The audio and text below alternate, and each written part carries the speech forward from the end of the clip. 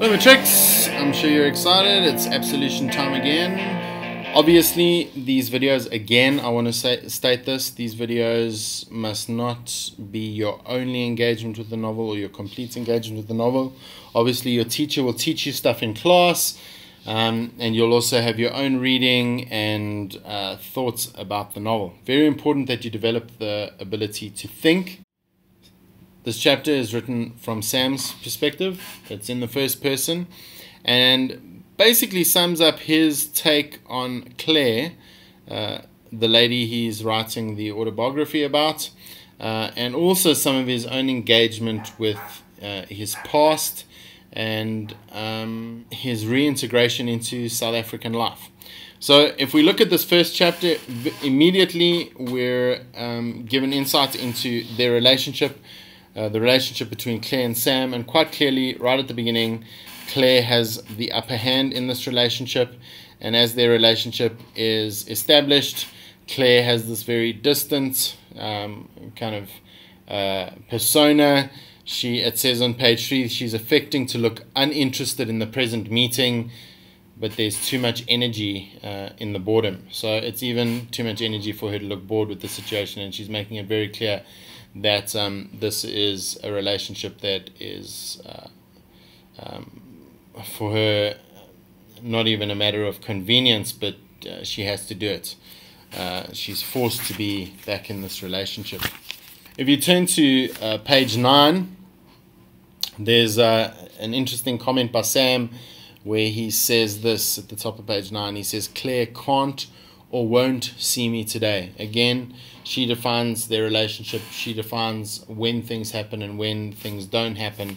So at this point in time, she has the upper hand. And quite clearly, in a situation where someone's writing an autobiography, if you're resisting certain engagements, there's obviously some kind of struggle to engage with your own past.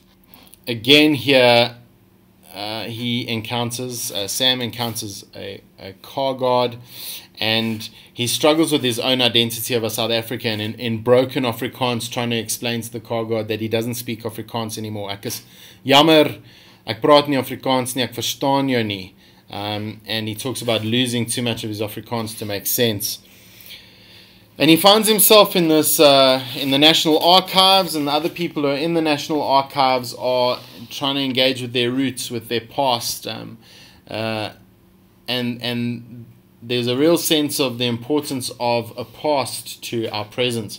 And as you read on in this novel, we realize that for each of the characters, particularly Claire and Sam, the past is really a big deal. Their remembrance of the past, how they've engaged with the past, the mistakes that they've made, these all form part of this this understanding of reality, the whole idea of absolution, the mistakes you've made in the past, trying to make up for them now, trying to make sense of how your past influences your present and your future. In this chapter, we are also introduced to Greg as almost the voice of the regular white person, or maybe the white middle class, and it's hard really to see the value of Greg's idea of South Africa, because he seems pretty removed. There's a fair amount of white guilt, and he's at pains to state why he needs to absolve himself, or how he absolves himself of this guilt about how much he gives. He has a patronizing attitude about the problems in the country. Sam is struggling to make sense of what he should have given to the car guard, or what he doesn't give, and again there's this real wrestling in Sam of between being a tourist and actually becoming a local again, because he's lived outside of the country for so long, he doesn't feel that he has that local connection. Again, Greg's patronizing attitude is quite evident, especially on page 11, as he says how much he gives, who he employs, and how he is making up for the lives that other South Africans have to live because of the past. Nearer the end of this chapter, we get back to Claire and Sam's relationship. Sam is once again engaging with Claire, trying to get a picture of her life, and he brings up Nora. And she has a very cutting remark, a bitter response, where she says, "I knew you weren't going to let Nora stay dead." That's on page 12. She seems very scathing about her sister. The life that her sister chose was one of being a public figure, because she was married to a public figure. And we realize at this early stage that her being a public figure or linked to a public figure is connected to her death. Almost very judgmentally too, which gives us great insights into Claire's character. She says that her sister was a victim, on page 12, of her own naivety. She should have known she was marking herself for death. So she almost says that her sister's death, which is an assassination, which we find out later, was her sister's own fault. And there's a real sense of bitterness.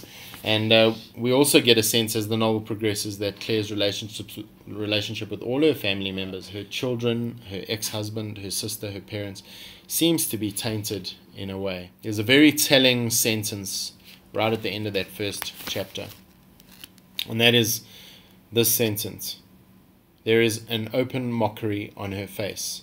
It triggers a flash of memory that I instantly suppress. I can't allow myself to think about the past. Not yet." So again, that whole theme of the past. Sam makes a connection between his past and Claire. A memory is triggered which he doesn't want to engage with. But those last two words, "not yet," give us great insights into the fact that actually in this process he is going to be confronted with his past. Claire will be confronted with her past and Laura's past. Sam will be confronted with Laura's past, and all these are intertwined